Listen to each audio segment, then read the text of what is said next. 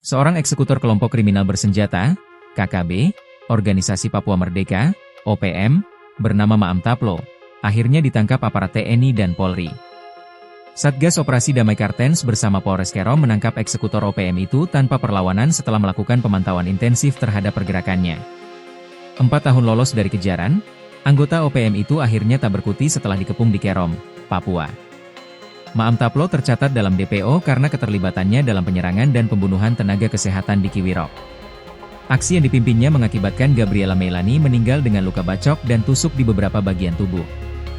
10 tenaga kesehatan lain mengalami luka serius, mulai dari patah tulang hingga luka tembak, tusuk, dan panah. Selain menyerang para nakes, Maam Taplo diduga terlibat dalam pembakaran fasilitas umum seperti Bank Papua, puskesmas, pasar, perumahan dinas, dan kantor distrik. Ia juga terlibat dalam penembakan di lapangan terbang Kiwirok serta penyerangan pos Brimob dan pos TNI yang menewaskan Prada Beril Holif AR.